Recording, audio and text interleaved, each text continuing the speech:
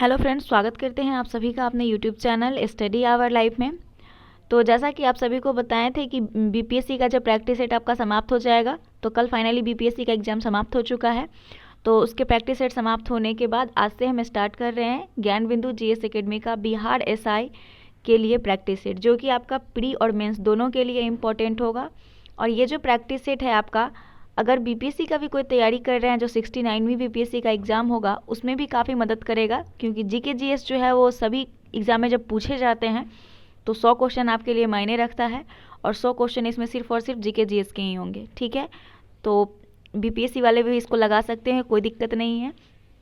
तो चलिए आज हम स्टार्ट करते हैं।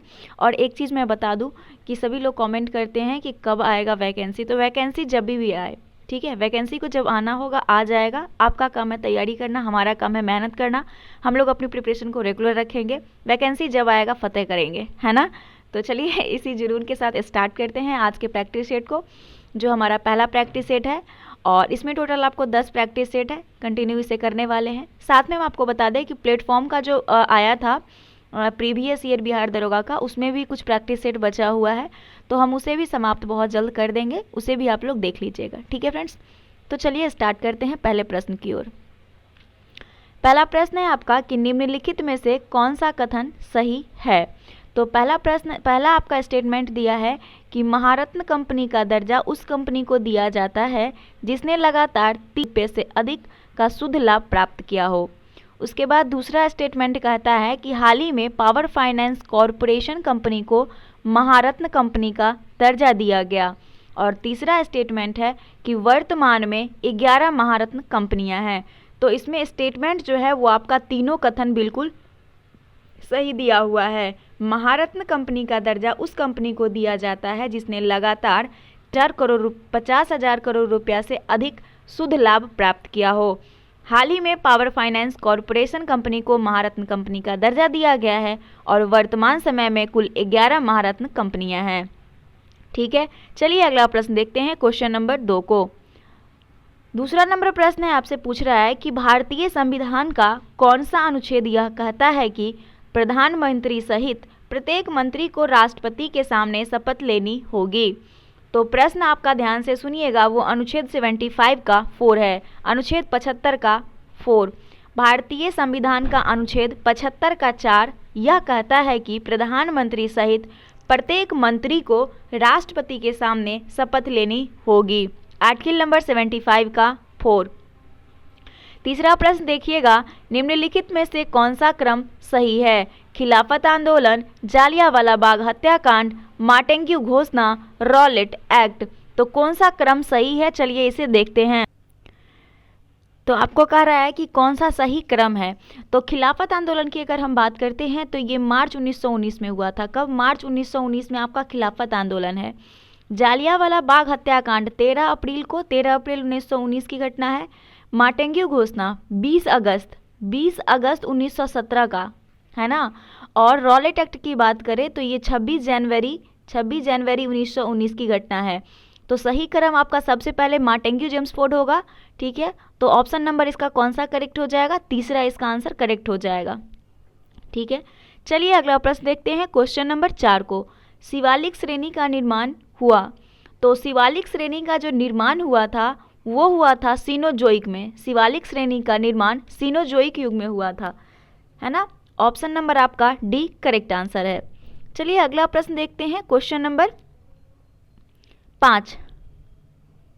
मका ससार जल संधि किसे आपस में जोड़ती है। मका ससार जल संधि जो है यह जोड़ती है जावा सागर एवं सेलीवीज सागर को। जावा सागर एवं सेलीवीज सागर को जोड़ने वाली जल संधि है माका ससार। ठीक है, option number A is the correct answer. चलिए अगला प्रश्न देखते हैं, 6ठा नंबर। एक नॉटिकल मील बराबर होता है। तो एक नॉटिकल मील बराबर होता है 1.824 किलोमीटर। 1.824 किलोमीटर एक नॉटिकल मील के बराबर होता है। नारियल का कौन सा भाग खाने योग्य होता है। तो नारियल का खाने योग्य भाग जो होता है वो भ्रूणपोष होता है। भ्रूणपोष नारियल का खाने योग्य भाग होता है। क्वेश्चन नंबर 8 है कि निम्न में से कौन सा कथन सही है। पहला कथन है कि तेजस स्वदेश निर्मित प्रथम हल्का लड़ाकू विमान है। दूसरा है कि ये 600 किलोमीटर पर आवर की गति से उड़ान भरती है।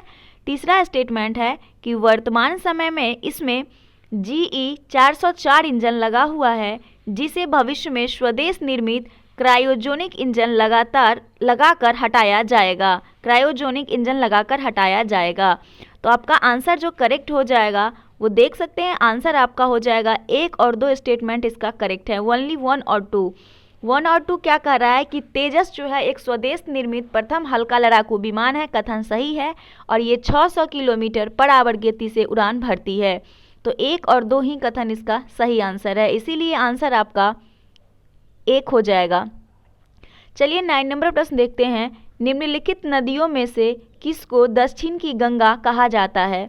तो दक्षिण की गंगा के नाम से जानी जाती है कावेरी को। कावेरी नदी को दक्षिण की गंगा कहा जाता है। अकाल तख्त का निर्माण किस सिख गुरु ने करवाया था? तो अकाल तख्त का निर्माण गुरु हरगोविंद ने करवाया था। अकाल तख्त का निर्माण सिख गुरु हरगोविंद जी के द्वारा करवाया गया था। क्वेश्चन नंबर 11 को देखेंगे। चूने पत्थर की चट्टानों के घुलने से निर्मित मैदान को क्या कहा जाता है? तो चूने पत्थर की चट्टानों को घुलने से निर्मित मैदान को कास्ट मैदान कहा जाता है। चूने पत्थर की चट्टानों के घुलने से निर्मित मैदान को कास्ट मैदान कहा जाता है। चलिए 12 नंबर प्रश्न को देखते हैं। निम्नलिखित में से कौन सा कथन सही है? पहला कथन है कि अगर कोई संसद सदस्य बिना शपथ ग्रहण किए ही किसी विधायक पर मतदान करता है तो उसका मत रद्द कर दिया जाता है। और दूसरा है संसद में स्थगन प्रस्ताव संसद का कोई भी सदस्य रख सकता है।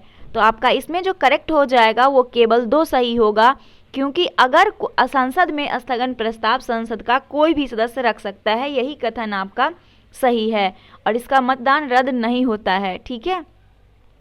1 किलोवाट बराबर होता है, तो 1 किलोवाट किसके बराबर होता है?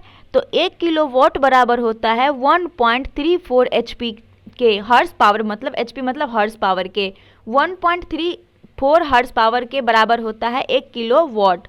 ठीक है। चलिए 14 नंबर प्रश्न को देखते हैं। जब 2 या 2 से अधिक यौगिक के अनुसूत्र समान होते हैं परंतु उनके गुणों में अंतर होता है, तब इस विशेष गुण को क्या कहते हैं? तो इस प्रश्न का आंसर हो जाएगा साम्यावयवता। जब 2 या 2 से अधिक यौगिक के अनुसूत्र समान होते हैं परंतु उनके गुणों में अंतर होता है तो उसको समावयवता कहते हैं। क्या कहते हैं? समावयवता कहते हैं। क्वेश्चन नंबर 15 को देखिएगा। निम्न में से कौन सा कथन सही है? RNA कोशिका द्रव में पाया जाता है। DNA में थाइमिन की जगह यूरासिल आ जाता है। बिल्कुल गलत है 2 स्टेटमेंट आपका, क्योंकि DNA में थाइमिन ही पाया जाता है, RNA में यूरासिल पाया जाता है। तो आपका स्टेटमेंट जो होगा वो केवल 1 करेक्ट होगा। स्टेटमेंट 1 ही करेक्ट होगा।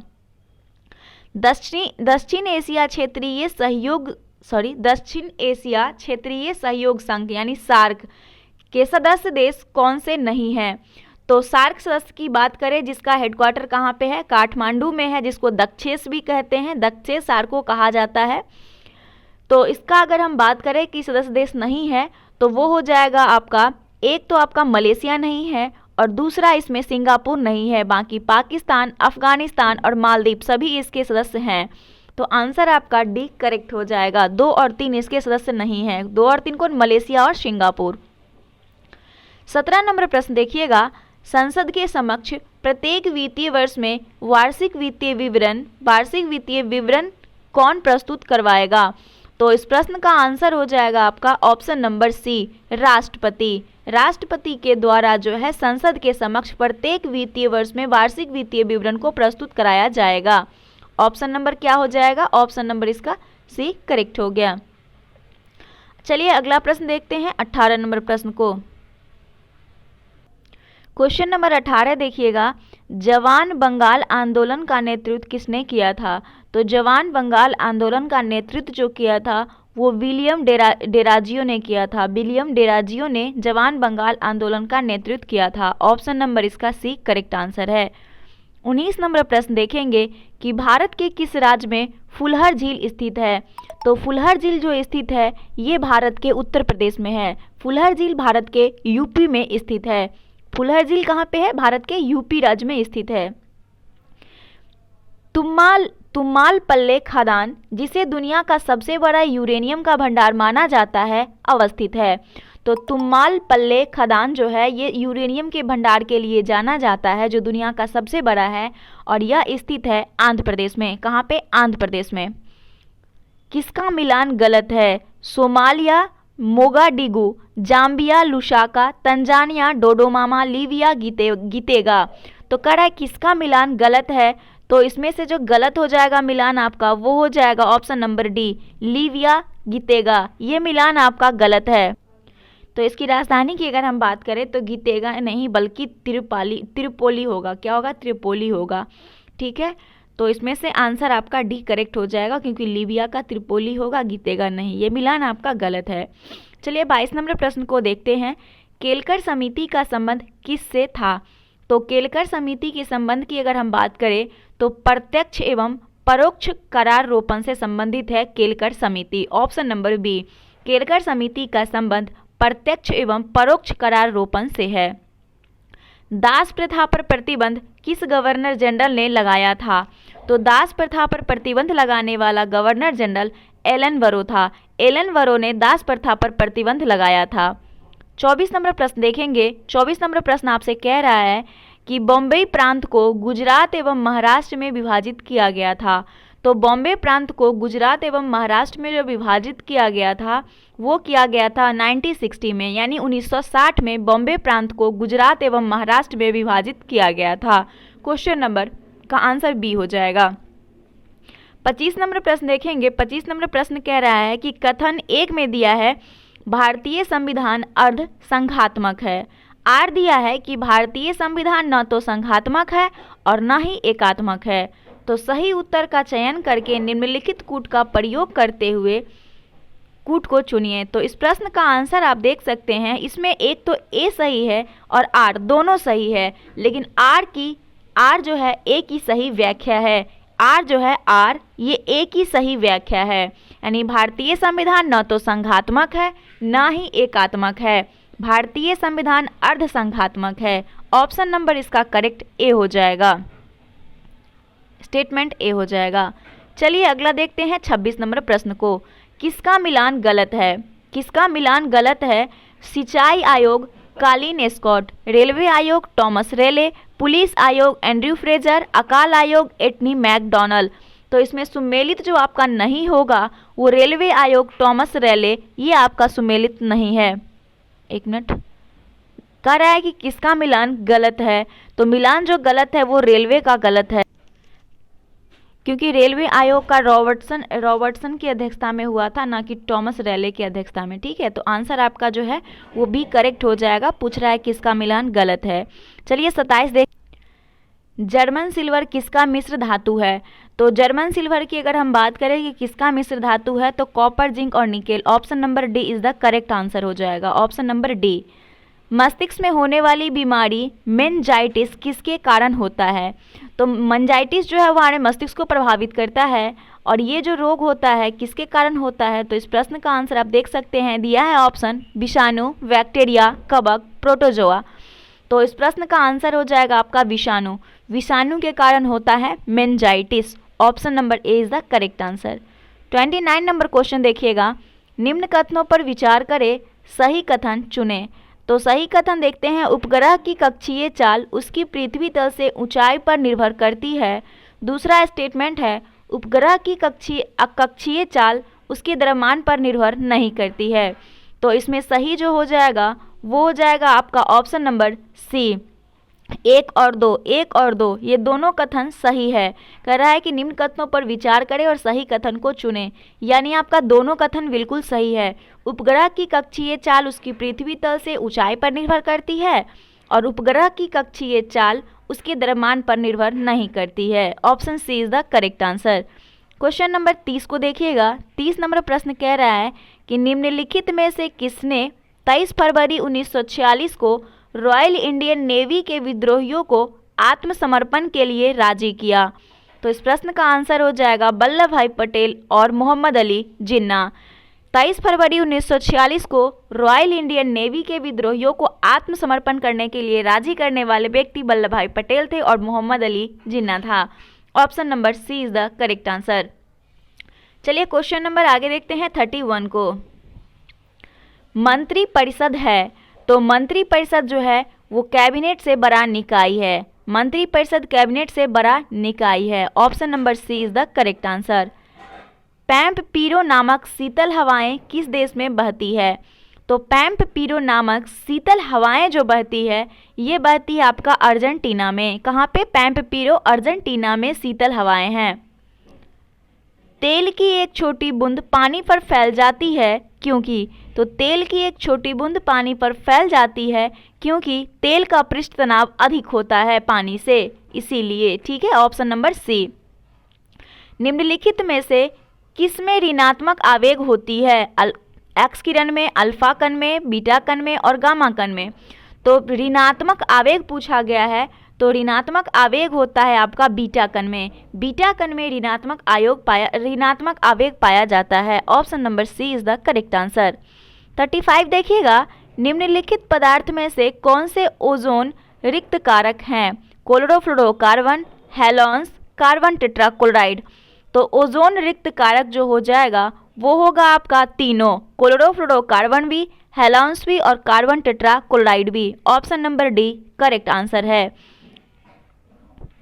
36 नंबर प्रश्न देखिएगा। 36 नंबर प्रश्न कह रहा है कि राजकोषीय घाटा और बजटीय घाटे का अंतर किसके बराबर होता है? तो राजकोषीय घाटा और बजटीय घाटे का अंतर जो होता है ये बराबर होता है सार्वजनिक ऋण के। सार्वजनिक ऋण के बराबर होता है राजकोषीय घाटा और बजटीय घाटे का अंतर। निम्नलिखित कथनों में से कौन सा एक धन विधायक के बारे में सही नहीं है? धन विधायक संसद के दोनों में से किसी भी सदन में प्रस्तावित किया जा सकता है। लोकसभा अध्यक्ष यह निर्णय करने के लिए अंतिम प्राधिकारी हैं कोई बिल धन विधायक है या नहीं है। तो तीसरा स्टेटमेंट है कि लोकसभा द्वारा पारित किसी धन विधायक का राज्यसभा द्वारा 14 दिनों के अंदर लौटाया जाना और विचारार्थ भेजा जाना आवश्यक है। चौथा स्टेटमेंट है राष्ट्रपति किसी धन विधायक को लोकसभा में पुनर्विचार के लिए नहीं लौटा सकता। तो इसमें जो आपका स्टेटमेंट करेक्ट हो जाएगा, क्योंकि प्रश्न पूछा गया कि विधायक के बारे में सही नहीं है, गलत स्टेटमेंट चुनना है जो सही नहीं है। तो धन विधायक संसद के दोनों सदन में किसी सदन में प्रस्तावित किया जा सकता है, यही स्टेटमेंट आपका गलत है। अब आप लोग कमेंट करके बताइएगा कि ये किस सदन में पेश किया जाता है। भारतीय राष्ट्रपति के विषय में निम्नलिखित कथनों पर विचार कीजिए। उसे भारत का जन्मा नागरिक होना चाहिए, उसे 35 वर्ष की उम्र पूरी कर लेनी चाहिए, उसे संसद का सदस्य निर्वाचित होने की योग्यता रखनी चाहिए। तो भारतीय राष्ट्रपति के विषय में जो आपका सही हो जाएगा वो हो जाएगा केवल 2, उसे 35 वर्ष की उम्र पूरी कर लेनी चाहिए।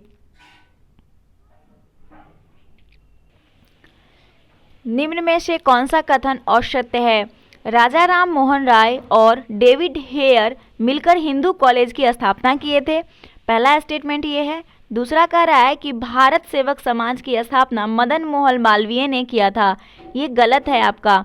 19वीं सदी की महानतम पारसी सुधारक बहरामजी एम मालावाड़ी थे, ये भी सही है। कर्मयोग राजयोग नामक पुस्तिकाएं स्वामी विवेकानंद ने लिखी थी। आपका इसमें से असत्य कथन जो हो जाएगा वो बी हो जाएगा। भारत सेवक समाज की स्थापना गोपाल कृष्ण गोखले ने किए थे, ना कि मदन मोहन मालवीय, और मदन मोहन मालवीय के द्वारा नहीं किया गया था, गोपाल कृष्ण गोखले के द्वारा किया गया था। इसीलिए आपका स्टेटमेंट जो है वो बी गलत हो जाएगा। चलिए क्वेश्चन नंबर 40 को देखते हैं। 40 नंबर क्वेश्चन पूछ रहा है आपसे कि निम्न में किस संविधान द्वारा मतदान की आयु सीमा 21 वर्ष से घटाकर 18 वर्ष की गई? तो इस प्रश्न का आंसर हो जाएगा आपका ऑप्शन नंबर ए 61वां संविधान संशोधन द्वारा मतदान की आयु 21 वर्ष से घटाकर 18 वर्ष कर दिया गया। निम्न में से किसने सैंड्रोकोटस यानी चंद्रगुप्त मौर्य और सिकंदर महान की भेंट का उल्लेख किया है? तो इस प्रश्न का आंसर हो जाएगा आपका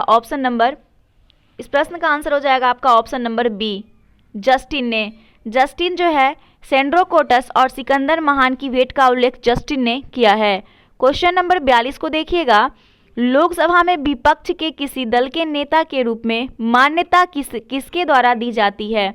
तो लोकसभा में विपक्ष के किसी दल के नेता के रूप में मान्यता जो दी जाती है, ये लोकसभा अध्यक्ष के द्वारा दी जाती है, लोकसभा अध्यक्ष के द्वारा।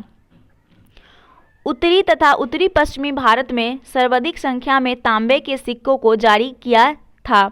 तो इस प्रश्न का आंसर हो जाएगा कुषाणों ने। उत्तरी तथा उत्तरी पश्चिमी भारत में सर्वाधिक तांबे के सिक्के जारी किया था कुषाणों ने। किसी ने? कुषाणों ने। क्वेश्चन नंबर 44 देखिएगा, निम्न में से किसने अरब, फारस एवं एशिया से विद्वानों को आमंत्रित किया था? तो इस प्रश्न का आंसर हो जाएगा सिकंदर लोदी ने। सिकंदर लोदी जो था इसने अरब, फारस एवं एशिया से विद्वानों को आमंत्रित किया था। 45 नंबर क्वेश्चन है, निम्नलिखित नामों को कालानुक्रम में सुव्यवस्थित करें व नीचे दिए गए कूट से सही उत्तर प्राप्त करें। संगेज खां, मोहम्मद गजनी, मोहम्मद गौरी, तैमूर। तो इसमें से सही आपको बताना है कि सही क्रम कौन सा है। तो सही क्रम आपका हो जाएगा ऑप्शन नंबर बी, 2 3 1 4। 2 की बात करें तो सबसे पहले मोहम्मद गजनी आता है, उसके बाद आपका मोहम्मद गौरी आता है, मोहम्मद गजनवी के बाद मोहम्मद गौरी, फिर आता है आपका चंगेज खां, फिर आता है तैमूर। तो option number B is the correct answer. निम्नलिखित में से कौन संवैधानिक निकाय है? तो संवैधानिक निकाय की अगर हम बात करें तो इसमें से हो जाएगा आपका राष्ट्रीय अनुसूचित जनजाति आयोग, ये तो आपका संवैधानिक निकाय है। दूसरा है राष्ट्रीय महिला आयोग, राष्ट्रीय अल्पसंख्यक आयोग, राष्ट्रीय मानव अधिकार आयोग, ये तीनों नहीं है। केवल और केवल आपका आंसर ए हो जाएगा। निषेचन के बिना फल के विकास को डैश कहा जाता है? तो निषेचन के बिना जो फल का विकास होता है उसे क्या कहा जाता है? उसे पार्थेनोकॉर्पी कहा जाता है। पार्थेनोकॉर्पी ऐसे फल को कहा जाता है जो निषेचन के बिना विकास होता है। चलिए क्वेश्चन नंबर 48 को देखते हैं। यदि A बराबर B तथा B बराबर C हो तो A रेशियो C बराबर क्या होगा? तो इस प्रश्न का आंसर आपका ऑप्शन नंबर बी हो जाएगा, 2:1 हो जाएगा। चिली सीरा किसका सामान्य नाम है? तो चिली सीरा जो सामान्य नाम है वो हो जाएगा आपका किसका? सोडियम नाइट्रेट का। सोडियम नाइट्रेट का सामान्य नाम चिली सीरा है। क्वेश्चन नंबर 50 देखिएगा, किसका मिलान गलत है? नरोरा परमाणु विद्युत गिरी उत्तर प्रदेश में है, सही है आपका। तारापुर परमाणु विद्युत गिरी महाराष्ट्र में है। काकारपारा परमाणु विद्युत गिरी गुजरात में है। कुडनकुलम परमाणु विद्युत गिरी ये तमिलनाडु में है, ना कि केरल में है। ऑप्शन नंबर आपका डी जो है वो सही नहीं है। निम्नलिखित में से कौन सा एक हड़प्पा स्थल नहीं है? चनुद्रो, कोटदीजी, देसलपुर, शोहगौरा। तो इसमें से प्रश्न पूछा गया है कि हड़प्पा स्थल नहीं है, तो हड़प्पा स्थल जो नहीं है वो शोहगौरा है। शोहगौरा आपका हड़प्पा स्थल नहीं है, बाकी चनोद्रो, कोटदीजी, देसलपुर सभी आपका हड़प्पा स्थल है। वैदिक युग में प्रचलित लोकप्रिय प्रशासन प्रणाली थी, तो वैदिक युग में प्रचलित लोकप्रिय शासन प्रणाली जो थी वो आपका गणतंत्र था। क्या? गणतंत्र। क्वेश्चन नंबर 53 देखिएगा, निम्नलिखित में से किस मौर्य राजा ने दक्कन की विजय प्राप्त की थी? तो दक्कन की विजय चंद्रगुप्त ने प्राप्त की थी। दक्कन की विजय चंद्रगुप्त ने प्राप्त की थी। क्वेश्चन नंबर 54 देखिएगा, अशोक के जो शिलालेख संगम राज्य के बारे में हमें बताते हैं उनमें शामिल है, तो कौन सा शिलालेख है जो कि अशोक के संगम राज्य के बारे में हमें बताते हैं? तो वो आपका हो जाएगा दूसरा और 13वां, option number C, option C. दूसरा और 13वां जो शिलालेख है ये अशोक के संगम राज्यों के बारे में हमें जानकारी देती है। 54 का C is the correct answer. भारतवर्ष के लिए इंडिया शब्द का प्रयोग सर्वप्रथम किसने किया था? तो भारतवर्ष के लिए इंडिया शब्द का प्रयोग सर्वप्रथम जो किया था वो हेरोडोटस था। किसने? हेरोडोटस ने किया था। Option number A is the correct answer. Question 56 देखिएगा, निम्नलिखित में से कौन सही सुमेलित है? 1764 से 69 प्रथम आंग्ल मराठा युद्ध, 1790 से 92 तृतीय मैसूर युद्ध। उसके बाद दिया हुआ है, ये आपका तो सही नहीं है क्योंकि सही सुमेलित है वो पूछा गया है, सॉरी, तो ये सुमेलित है, आपका उल्टा बोल दी, ये सुमेलित है। 1790 से 92 में ही तृतीय मैसूर युद्ध हुआ था और 1824 से 26 में प्रथम आंग्ल बर्मा युद्ध। उसके बाद नेक्स्ट है, ये भी आपका सही है, और 1845 से 46 द्वितीय आंग्ल सिख युद्ध। आपका 1 और 4 जो है वो सही नहीं है, बाकी डी आपका करेक्ट आंसर है। 2 और 3 ही जो है वो सही सुमेलित दिया हुआ है। चलिए अगला देखते हैं 57 नंबर। निम्नलिखित सूची 1 को सूची 2 के साथ सुमेलित कीजिए और सूचियों के नीचे दिए गए कूट का प्रयोग कर सही उत्तर चुनिए। शिशुपालगढ़, शिशुपालगढ़ अगर मिलान करना है, यहाँ पे देख सकते हैं सही उत्तर को मिलान करना है, तो चलिए सबसे पहले मिलान कर लेते हैं। शिशुपालगढ़ की बात करें तो उड़ीसा हो जाएगा, पिपरहवा की बात करें तो उत्तर प्रदेश हो जाएगा, गोलपारा आपका असम हो जाएगा और विष्णुपुर आपका मणिपुर हो जाएगा। तो इस प्रश्न में जो आप देख सकते हैं इसमें मिलान जो करेक्ट हो जाएगा वो बी हो जाएगा। क्वेश्चन नंबर 58 को देखते हैं। डुबले के बाद पौंडुचेरी का गवर्नर जनरल कौन बना? तो डुबले के बाद पौंडुचेरी का जो गवर्नर जनरल बना था वो था गोडेहू। गोडोही डुबले के बाद पौंडुचेरी का गवर्नर जनरल बना था। तृतीय आंग्ल मराठा युद्ध 1817 से 18 के दौरान सबसे अंतिम संधि थी। तो कौन सी अंतिम संधि थी? कानपुर की संधि, ऑप्शन नंबर डी। तृतीय आंग्ल मराठा युद्ध 1817 से 18 के दौरान सबसे अंतिम संधि कानपुर की संधि थी। मानव बलि प्रथा का निषेचन करने के कारण अंग्रेजों के विरुद्ध विद्रोह करने वाली जनजाति का नाम बताइए। तो इस प्रश्न का आंसर हो जाएगा ऑप्शन नंबर बी, खोंड जनजाति। मानव बलि प्रथा का निषेचन करने के कारण अंग्रेजों के विरुद्ध विद्रोह करने वाली जनजाति खोंड थी। 61 नंबर प्रश्न देखिएगा। 61 नंबर प्रश्न कह रहा है कि किस भारत सरकार अधिनियम के तहत पहली बार विधायिका में कुछ निर्वाचित प्रतिनिधित्व की मंजूरी दी गई? तो वो था आपका भारत सरकार अधिनियम 1909 का, ऑप्शन नंबर बी। भारत सरकार अधिनियम 1909 के तहत पहली बार विधायिक में कुछ निर्वाचित प्रतिनिधित्व को मंजूरी दी गई। 62 है, इनमें से किसने संविधान सभा में यह कहा था कि 26 जनवरी 1950 को भारत अंतर्विरोधियों यानी विरोधाभास के जीवन काल में प्रविष्ट हो रहा था? तो यह कथन कहे थे डॉक्टर बी.आर. अम्बेडकर ने। Doctor B R. अम्बेडकर ने संविधान सभा में यह कहा था 26 जनवरी 1950 को भारत अंतर्विरोधों के जीवन काल में प्रविष्ट हो रहा था। एम.के. गांधी समर्थक थे। तो एम.के. गांधी के जो समर्थक थे वो थे आपके दार्शनिक एम.के. गांधी समर्थक किसके थे? दार्शनिक अराजकतावाद के। दार्शनिक अराजकतावाद के समर्थक थे एम.के. गांधी। 64 नंबर प्रश्न देखिएगा। विद्युत मात्रा की इकाई, विद्युत मात्रा की इकाई क्या है? तो विद्युत मात्रा की इकाई अगर हम देखते हैं तो क्या हो जाएगा, चलिए आगे एम्पियर है, ओम है, वोल्ट और कुलाम्ब। तो इसका करेक्ट आंसर आपका एम्पियर हो जाएगा। विद्युत मात्रा की एम्पियर हो जाएगा। 65 नंबर प्रश्न देखिएगा। एस्पार्जिलस का उपयोग किसके बनाने में होता है? तो एस्पार्जिलस का उपयोग बनाने में होता है वो हो जाएगा आपका paneer, option number C is the correct answer. संरचनात्मक रूप से मेघालय क्षेत्र किसका भाग है? तो संरचनात्मक रूप से अगर देखा जाए तो मेघालय दक्कन के पठार का भाग है। मेघालय दक्कन के पठार का भाग है। भारतीय संविधान में अवशिष्ट शक्तियों का विचार लिया गया है। कहाँ से लिया गया है भारतीय संविधान में अवशिष्ट शक्तियों का विचार? तो ये कनाडा से लिया गया है। भारत के संविधान में अवशिष्ट शक्तियों का विचार कनाडा के संविधान से लिया गया है। चलिए क्वेश्चन नंबर 68 को देखते हैं। योजना पत्रिका का प्रकाशन कहाँ से होता है? तो योजना पत्रिका का प्रकाशन जो है ये होता है आपका सूचना एवं प्रसारण मंत्रालय द्वारा, ऑप्शन नंबर बी। सूचना एवं प्रसारण मंत्रालय के द्वारा योजना पत्रिका का प्रकाशन होता है। क्वेश्चन 69 को देखते हैं। मूल अधिकारों पर आवश्यक प्रतिबंध लगाने का अधिकार किसको है? तो मूल अधिकारों पर आवश्यक प्रतिबंध लगाने का अधिकार जो है वो सांसद को है। मूल अधिकारों पर प्रतिबंध ओनली सांसद लगा सकता है, ऑप्शन नंबर बी। सहसंयोजी यौगिक का उदाहरण है।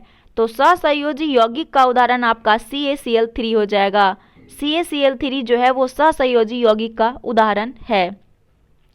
क्वेश्चन 71 को देखिएगा, हिमालय पर्वत की एक श्रेणी अराकनयोमा कहाँ स्थित है? तो अराकनयोमा जो है ये हिमालय पर्वत की एक श्रेणी है और यह स्थित है म्यांमार में। कहाँ पे? म्यांमार में। नाभिक का आकार है, तो नाभिक का आकार जो होता है वो 10⁻⁻15 मीटर होता है नाभिक का आकार। 73 नंबर क्वेश्चन है, my life in fall work family and our future किसकी लिखी गई पुस्तक है? My life in fall work family and our future किसकी लिखी गई पुस्तक है? तो इस पुस्तक के जो लेखक है वो हो जाएंगे इंदिरा नूई। इंदिरा नूई की पुस्तक है my life in fall work family and our future, Indira Nooyi की पुस्तक है। एगार एगार किससे तैयार होता है? एगार एगार किससे तैयार होता है? तो ये जो है शैवाल से तैयार होता है एगार एगार। 75 नंबर प्रश्न को देखिएगा, भारतीय संविधान के किस अनुच्छेद के अंतर्गत अंतर्राष्ट्रीय समझौतों को प्रभावी बनाने हेतु सांसद राज्य सूची के विषय पर कानून बना सकती है? तो इस प्रश्न का आंसर हो जाएगा आपका ऑप्शन नंबर डी, अनुच्छेद 253। भारतीय संविधान का अनुच्छेद 253 जो है इसके अंतर्गत अंतर्राष्ट्रीय समझौतों को प्रभावी बनाने हेतु संसद राज्य सूची के विषय पर कानून बना सकती है। संविधान का अनुच्छेद 253। 76 कह रहा है कि निम्नलिखित में से कौन सी एक कृत्रिम झील है? तो कोडाइकमॉल तमिलनाडु में है, कोलेरू आंध्र प्रदेश में है। कह रहा है कि जो कृत्रिम झील है तो वो कोडाइकमाल तमिलनाडु का जो है यह एक कृत्रिम झील है। इसके अलावे एक वही option number A is the correct answer हो जाएगा। कोडाइकमाल तमिलनाडु का एक कृत्रिम झील है। क्वेश्चन नंबर 77 देखिएगा, किसी वस्तु का विशिष्ट ऊष्मा किस पर निर्भर करती है? तो किसी वस्तु का जो विशिष्ट ऊष्मा होता है वो वस्तु के पिंड के द्रव पर निर्भर करता है, पिंड के द्रव पर निर्भर करता है। भारतीय संविधान के निम्नलिखित अनुच्छेदों में से कौन विधायी सत्ता पर पूर्ण नियंत्रण लगाता है? तो इस प्रश्न का आंसर अनुच्छेद 14 हो जाएगा। अनुच्छेद 14 संविधान का जो है ये विधायक सत्ता पर पूर्ण नियंत्रण लगाता है, अनुच्छेद 14। 79 नंबर प्रश्न देखिएगा, लघु उद्योगों के लिए बनी निम्न समितियों को कालानुक्रम में व्यवस्थित कीजिए और नीचे दिए गए कूटों से सही उत्तर चुनिए। नाइक समिति, आबिद हुसैन समिति, SS कोहली समिति और कार्य समिति। आपका आंसर जो हो जाएगा वो नाइक समिति, उसके बाद आबिद हुसैन समिति हो जाएगा, फिर कार्य समिति, फिर SS कोहली समिति।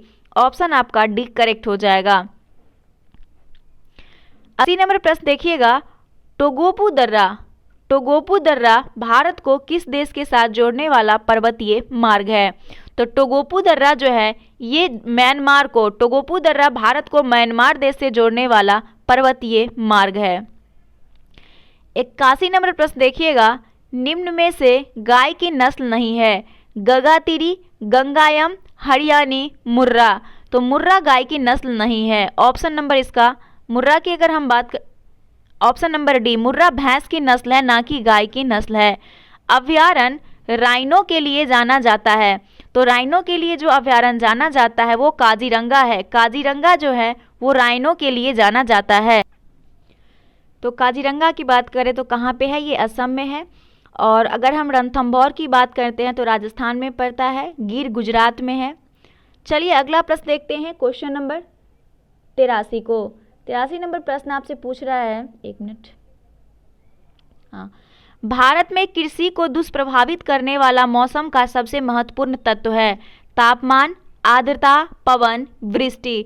तो हमारे कृषि को जो सबसे ज़्यादा प्रभावित करने वाला मौसम होता है वो हो जाता है आपका वृष्टि, ओला जिसको बोलते हैं। Option number D is the correct answer. Bharat के वाणिज्यिक ऊर्जा की प्रतिशत पूर्ति कोयले से होती है। तो भारत के वाणिज्यिक ऊर्जा की प्रतिशत पूर्ति कोयले से जो होती है वो 67%। कितना? 67। गोल्जी काय का प्रमुख कार्य क्या है? तो गोल्जी काय का जो प्रमुख कार्य होता है वो होता है श्रावी। क्या होता है? श्रावी करना। तो गोल्जी काय का प्रमुख कार्य क्या होता है? कोशिका श्रावण का कार्य होता है। श्रावी मतलब कोशिका स्राव के लिए गोल्जी तंत्र जो है वो कोशिका स्राव के लिए इन स्थूल अणुओं को संशोधित करने, छांटने और संवेष्टन का कार्य करता है। और गोल्जी काय जो होता है वो थैलानुमा कोशिका का अंग होता है जो अधिकतर सुकेंद्रीय कोशिकाओं में पाए जाते हैं और ये कार्बोहाइड्रेट संश्लेषण भी करती है। सो ध्यान रखिएगा किसका? कार्बोहाइड्रेट का भी संश्लेषण गोल्जी काय करती है। चलिए क्वेश्चन नंबर नेक्स्ट देखते हैं। 87 नंबर क्वेश्चन पूछ रहा है कि अनुवांशिकी उत्परिवर्तन करता है। तो अनुवांशिकी जो उत्परिवर्तन करता है वो क्रोमोसोम का करता है, जो कि 23 जोड़ा क्रोमोसोम होता है हमारे शरीर में। राष्ट्रीय राजमार्ग 66 को पहले किस नाम से जाना जाता है? तो NH66 को जो पहले किस नाम से जाना जाता था ये पूछा जा रहा है। तो इस प्रश्न का आंसर यहाँ ऑप्शन दिया हुआ है, देख सकते हैं। इसे सबसे पहले 1 मिनट 87 का आपका हो जाएगा, इधर है ऑप्शन डी, NH17 के नाम से। NH66 को NH17 के नाम से जाना जाता था। नीसी जनजाति मुख्यतः कहाँ पाई जाती है? तो नीसी जनजाति मुख्यतः पाई जाती है अरुणाचल प्रदेश में नीसी जनजाति पाई जाती है। जनगणना 2021 के अनुसार भारत में स्त्री साक्षरता दर की दृष्टि से केरल के बाद दूसरा स्थान किस राज्य का है? तो इस प्रश्न का आंसर मिजोरम हो जाएगा। जनगणना 2021 के अनुसार भारत में स्त्री साक्षरता की दृष्टि से केरल के बाद दूसरा स्थान मिजोरम का है। भारत में नगरीय केंद्रों की वर्गीकृत संख्या है। तो भारत में नगरीय केंद्रों की वर्गीकृत संख्या की अगर हम बात करें तो ये है आपका 6। कितना है? 6 है। क्वेश्चन नेक्स्ट देखिएगा। 91 नंबर, चुंबकीय क्षेत्र का मात्रक होता है। तो चुंबकीय क्षेत्र का मात्रक गॉस होता है। चुंबकीय क्षेत्र का मात्रक गॉस होता है। 1 किलोवाट घंटा का मान होता है। तो 1 किलोवाट घंटा का मान जो होता है वो किसके बराबर होता है? तो 3.6 इंटू 10⁶ जूल के बराबर होता है 1 kilowatt hour. Jim Corbett national park का नाम बदलकर क्या कर दिया गया है? तो जिम कॉर्बेट नेशनल पार्क का नाम हो गया है Ramganga national park. Option number D is the correct answer. निम्न प्रजातियों में से कौन सी दांत वाली वेलों में विशालतम है? तो प्रजाति जो दांत वाली वेल है उसमें विशालतम है वो हो जाएगा आपका स्पर्म वेल। स्पर्म वेल जो है ये सबसे ज़्यादा विशाल वेल होती है दांत वालों में। निम्नलिखित में से कौन सी प्रोटीन को विकृत नहीं करता है? तो प्रोटीन को विकृत नहीं करता है वो है अवरक्त किरणें। प्रोटीन को विकृत अवरक्त किरणें नहीं करता है। INS कलवरी है। तो INS कलवरी एक स्कॉर्पियन श्रेणी की पनडुब्बी है। Option number A. सद्भावना दिवस कब मनाया जाता है? तो सद्भावना दिवस मनाया जाता है कब? 20 अगस्त को सद्भावना दिवस के रूप में मनाते हैं। भारत का एकमात्र कृत्रिम आर्द्रभूमि स्थल है। तो भारत का एकमात्र कृत्रिम आर्द्रभूमि स्थल जो है वो हो जाएगा आपका हरिके बैराज, एकमात्र कृत्रिम आर्द्रभूमि स्थल है। एड्स विषाणु में क्या होता है? तो एड्स विषाणु में RNA प्लस प्रोटीन होता है। लास्ट प्रश्न है आपका कि वर्तमान में भारत में कितने वर्ष रहने पर नागरिकता दी जाएगी? तो वर्तमान में भारत में अगर 5 साल तक रह जाते हैं तो भारत की नागरिकता दी जाएगी। ऑप्शन नंबर आपका सी इज द करेक्ट आंसर है। तो ये था आपका 100 प्रश्न जो कि BPSC के अलावे बिहार दरोगा प्री और मेंस में काफ़ी मदद करेगा आपको, जो कि आप लोगों को प्रश्न देख के लग ही रहा होगा। तो चलिए इसको यहीं पे समाप्त करते हैं। वीडियो अगर पसंद आए हो तो लाइक कर दीजिएगा, चैनल पे नए हैं चैनल सब्सक्राइब कर लीजिएगा और मिलते हैं नेक्स्ट वीडियो के साथ। तब तक के लिए धन्यवाद। जय हिंद, जय भारत।